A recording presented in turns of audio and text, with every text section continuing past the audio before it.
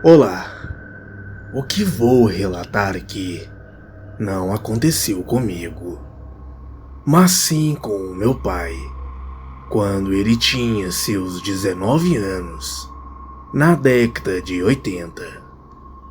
Naquela época, ele morava em Campinas, no estado de São Paulo. Em um certo dia, ele combinou junto com mais 4 amigos de fazer uma pescaria em um sábado, na área rural do município de Piracicaba, próximo a Campinas. Então, quando foi no sábado depois do almoço, eles partiram rumo ao local da pescaria, e a viagem durou cerca de 1 hora. O local ficava perto de uma usina abandonada, e nessa usina tinha casas que serviam de moradia para alguns operários, e o rio Piracicaba passava por lá.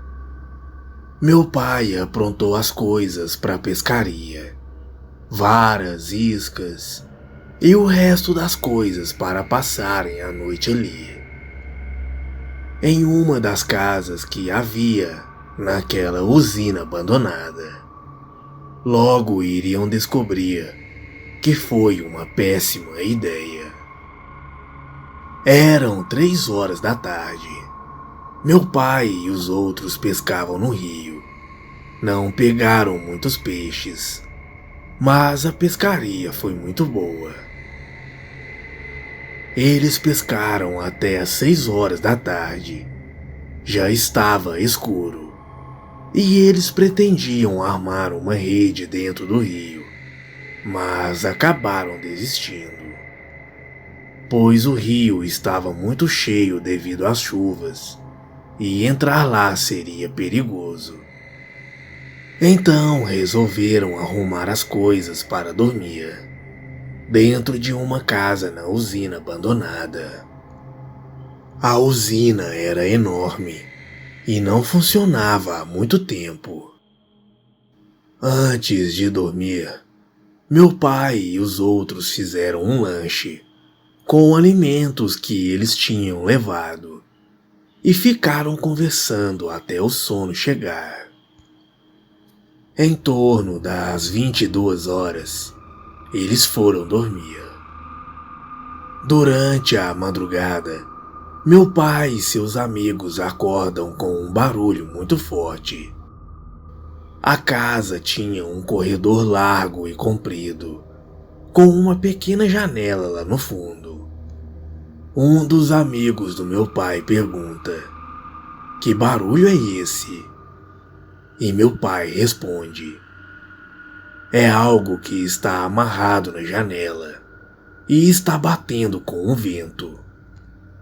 Mas o amigo dele não se convenceu. E de repente, uma luz apareceu na janela. Meu pai se levantou e correu para lá para ver o que era, junto com os outros.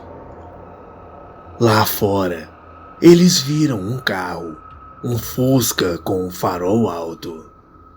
O Fusca seguiu seu caminho, e eles não ligaram muito para aquilo, e voltaram a dormir.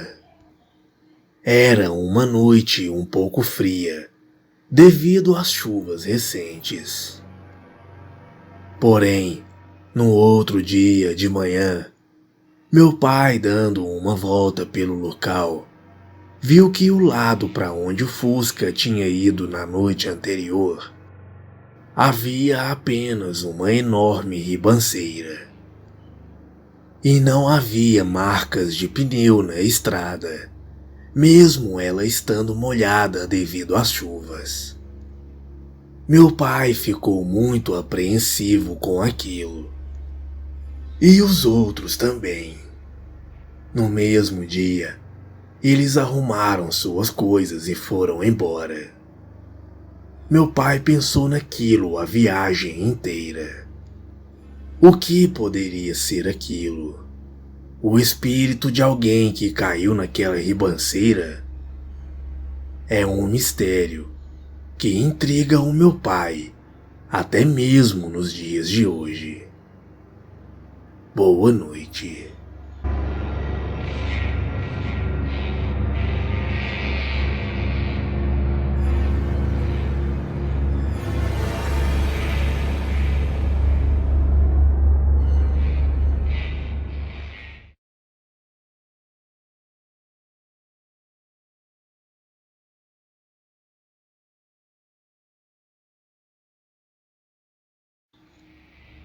Hillside Manor foi construída em 1805 por um casal rico de nome Marcos e Elizabeth.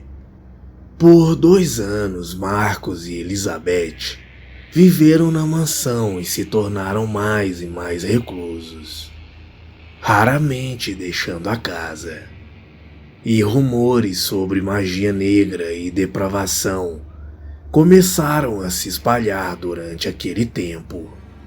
2 novos quartos foram formados em um único dia.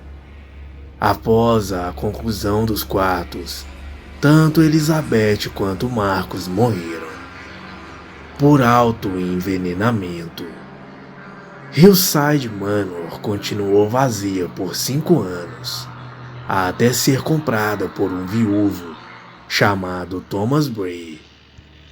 Assim como os donos anteriores, ele começou quase que imediatamente a trabalhar em um novo quarto e se tornou cada vez mais recluso. Ele se recusava a responder cartas da sua família e amigos, e gastava a maior parte do seu tempo se ocupando com os cuidados da mansão. 1 ano depois, Thomas cometeu suicídio, se jogando de uma janela no último andar. Autoridades que chegaram à cena ficaram confusos ao perceberem que seu corpo mostrava sinais de esforço e luta, como se ele tivesse pulado para a morte ao tentar desesperadamente fugir de algum invasor. Um curto inquérito se seguiu, mas foi logo abandonado em virtude da falta de testemunhas ou suspeitos. E pelo fato de que muitas autoridades que entraram na casa para procurar por pistas simplesmente adoeceram. Por muitos anos após o caso Thomas, Hillside Manor permaneceu vazia, com novos donos misteriosamente desaparecendo após alguns meses, ou deixando a casa para nunca mais voltar e se recusando a falar sobre o que aconteceu lá dentro. Em 1987, Hillside Manor foi queimada por um grupo de vigilantes não identificados, que alegavam estar limpando a comunidade de espíritos malignos. Mas a casa foi reconstruída dentro de 1 ano, e muitos dos vigilantes envolvidos na queima desenvolveram casos graves de febre e começaram a ter pesadelos recorrentes, que levou alguns deles a serem trancafiados em hospitais psiquiátricos. Desde sua fundação original em 1805, Hillside Manor foi de 5 a 12 quartos, cada um deles sendo construído por um dos donos anteriores, que morriam pouco tempo depois do final das obras. De acordo com a lenda local, a mansão está vazia até hoje, esperando um novo dono para acrescentar mais um quarto à sua coleção crescente.